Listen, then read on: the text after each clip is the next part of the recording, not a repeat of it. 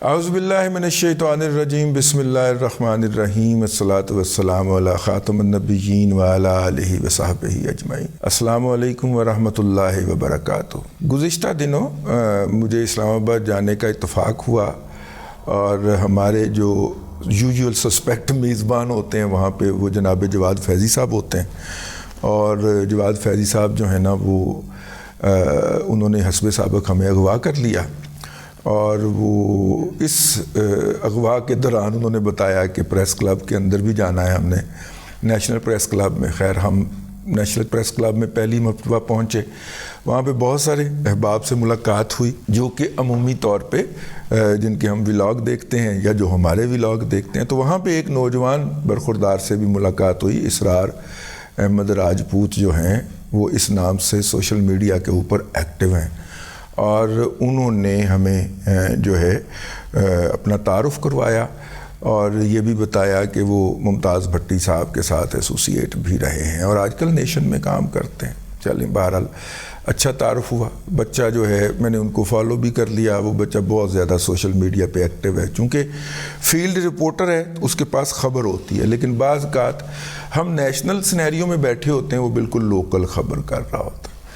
اور قبضہ گروپوں کے خلاف اور پولیس کی ہائی ہینڈڈنس اور کرپشن کے خلاف ٹویٹس کرتے رہنا اور ان پہ تنقید کرتے رہنا اس کا فیورٹ مشغلہ ہے۔ گزشتہ دنوں ایک گروپ کے اندر ایک ایسی ویڈیو شیئر ہو گئی جس کے اندر کچھ لوگ جو تھے وہ کسی جگہ کے اوپر سنگ باری کر رہے تھے، تو اس نے اس کا ایک کیپشن لگایا کہ جناب یہ پنڈی میں فلاں جگہ کے اوپر ایک امام بارگاہ کے اوپر لوگ جو ہے وہ سنگ باری کر رہے ہیں۔ میرے کہنے سے پہلے ہی ممتاز بھٹی صاحب نے ان کو فون کیا کہ یہ آپ بڑی غیر محتاط آپ نے پوسٹ لگا دی ہے، اور ہمارا جو جرنلسٹک سیلف سینسرشپ ہے وہ بھی اس امر کا تقاضا کرتی ہے کہ ایسا کوئی واقعہ ہوا بھی ہو تو نہیں ہم نے رپورٹ کرنا، کجا کہ یہ ویڈیو جو ہے یہ پرانی ہے۔ انہوں نے کہا کہ یہ تو جس گروپ میں ممبر ہوں اس گروپ کے اندر شیئر ہوئی ہے، اور اس گروپ کے اندر جو ہے وہ بڑے بڑے اعلیٰ عہدیدار سرکار کے بھی تھے، تو انہوں نے فوراً اس کو ڈیلیٹ کر دیا، ممتاز بھٹی صاحب کے سمجھانے کے اوپر ڈیلیٹ کر دیا۔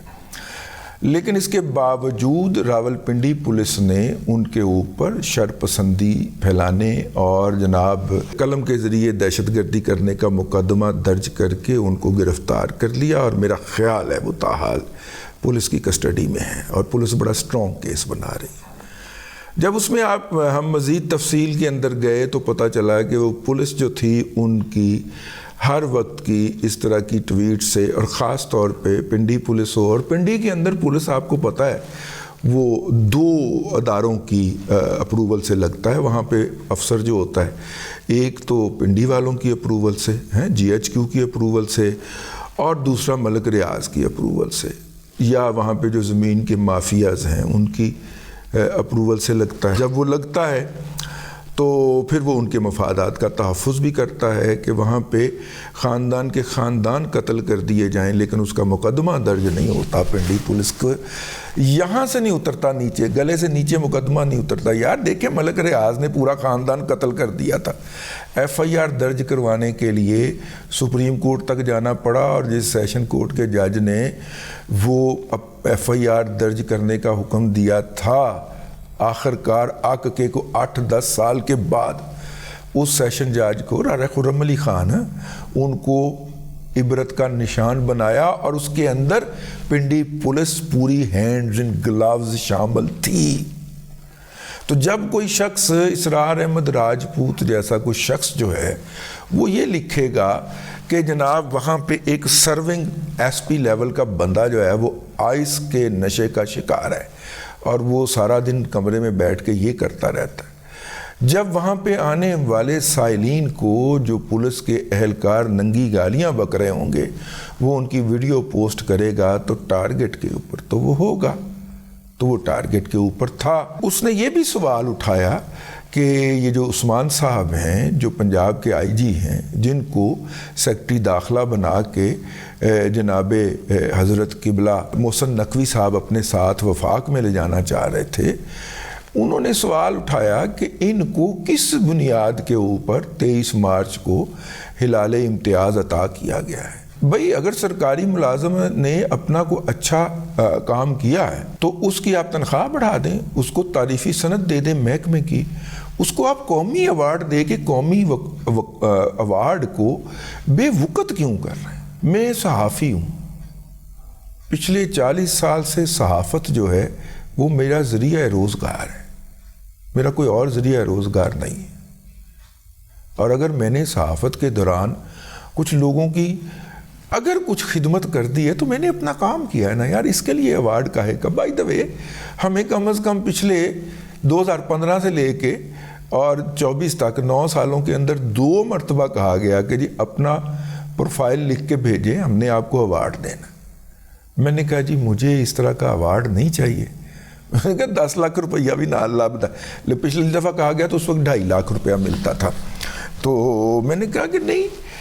بات یہ ہے کہ اگر مجھے ایوارڈ لینے کے لیے اپنا پروفائل خود لکھنا ہے تو مجھے ایسا ایوارڈ نہیں چاہیے. ہاں البتہ اگر مجھے آپ نے ایوارڈ دینا ہے تو آپ میرا پروفائل خود لکھیے, اگر میں نے کچھ کیا ہوگا تو وہ آپ کو پتہ ہوگا, اگر میں نے کچھ نہیں کیا تو پھر میں ایوارڈ کے لیے کوالیفائی نہیں کرتا. صاحب برا منا آ گئے. ان کا خیال تھا کہ میں نے ساری عمر کے بعد تمہیں ابلائج کرنے کا میرے پاس موقع تھا. میں نے کہا میں نے ابلائج نہیں ہونا آپ سے, آپ کی مہربانی. انہوں نے کہا کسی اور نو مل جائے گا, وہ جو نچن والی ہے انہوں مل جائے گا. میں کہا مل جائے, زیادہ بہتر ہے مجھے نہ ملے, کیونکہ اس کو ملنے سے تو ایوارڈ ویسے بھی وہ کیا ہے, وہ خاتون ٹاپ ماڈل گرل جس کو جناب علوی صاحب نے ایوارڈ سے نوازا تھا کہ ان کی بہت زیادہ قومی خدمات ہیں. میں بھائی اتھے ہی زبان نو بریک لا لیجیے. انہوں نے عثمان بھائی جو ہیں, عثمان صاحب بھی بہت میرے لیے قریب ہیں, اور میں عثمان صاحب سے ذاتی طور پہ ریکویسٹ کرنا چاہ رہا ہوں اس ولاگ کے ذریعے کہ یار بچہ ہے, جب اس نے اپنی غلطی مان کے وہ ٹویٹ ڈیلیٹ بھی کر دی تو پھر اس کو اس طرح مقدمہ درج کرنا اور اس کو گھسیٹنا جو ہے وہ زیادتی والی بات ہے. یہ تو نظر ہے کہ آپ اس کو پن پوائنٹلی وکٹمائز کرنے کی کوشش کر رہے ہیں. اور عثمان صاحب آپ تو بڑے جرنلسٹ فرینڈلی آدمی ہیں, اب جب بھی کوئی نئی ذمہ داری ملتی ہے تو آپ کی طرف سے خاکسار کو تو کم از کم ضرور یہ بتایا جاتا ہے کہ آپ کا بھائی کو اللہ تعالیٰ نے یہ عزت دے دی ہے اور ہم آپ کے لیے مزید دعا گو ہو جاتے ہیں. میرا مطلب ہے کہ کبھی آپ کی خدمت میں حاضر ہو کے کوئی کام نہیں کہا آپ کو, یا کوئی کام ہمیں پڑا ہی نہیں, آپ سے پڑا بھی تو ہم جر گئے. ہم نے آپ کو کہنے کی بجائے کہ بھائی کو ہم مشکل میں کیوں ڈالیں, اگرچہ کام میرٹ پہ ہے لیکن مشکل میں کیوں ڈالیں, وہ ہمارا احترام کرتے ہیں تو ہم بھی ان کا احترام دل کے اندر رکھیں. لیکن یہ اصرار کے ساتھ آپ زیادتی کر رہے ہیں, ٹھیک ہے نا. مطلب کہ یا تو وہ اس کا مطلب ہے کہ وہ اسد طور بن جائے نا, ٹھیک ہے, اس کی طرح آپ کو گالیاں دے, ججوں کو گالیاں نکالے تو جج جو ہیں وہ فوری طور پہ اس کی رہائی کے احکامات جاری کر دیں گے. جہاں نیچے سے نہیں ہوں گے تو سپریم کورٹ سے ہو جائیں گے. اور اگر وہ اپنی غلطی تسلیم کر کے اس کے لیے معافی مانگ لے اسی وقت تو اس کو پکڑ کے فوراً مارنا چاہیے, کیونکہ اس نے تو معافی مانگ لی نا. ہاں لیکن اگر وہ عمرانڈو ہے تو وہ بھلے غلطی اعتراف کر بھی لے, وہ کہہ بھی دے کہ میرے سے گم گیا تھا, سائفر میرے سے گم گیا تھا, لیکن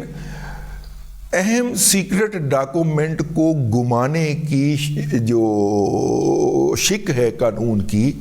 نہ وہ آپ کا ایف آئی آر درج کرنے والا اس میں شامل کرے اور نہ ہی وکیل اس کو ڈسکس کرے, نہ ہی جج اس کے اوپر کوئی سوال کرے. یہ میرا مطلب ہے یہ زیادتی. اس طرح کے ظلم سے معاشرے جو ہیں وہ تباہ ہو جایا کرتے ہیں. تو بہرحال اصرار, یار آپ کا یہ حق تھا میرے اوپر کہ آپ کو پکڑا گیا ہے تو میں اس کے اوپر ایک ولاگ کروں. میں نے اپنا حق جو ہے وہ ادا کرنے کی کوشش کی ہے. آپ آ جاؤ گے, آپ کو پنڈی پولیس نے اپنا گرج نکالنا ہے. زمینوں پہ قبضہ گروپ کے اور آئس کے نشئی جو ہیں جن کی آپ نے وقتاً فوقتاً نشاندہی کی ہے, انہوں نے چونکہ اپنا گرج نکالنا ہے اور سرپرستی بھی انہیں پنڈی کی ہی حاصل ہے, تو لہٰذا آپ کو رگڑا ملے گا,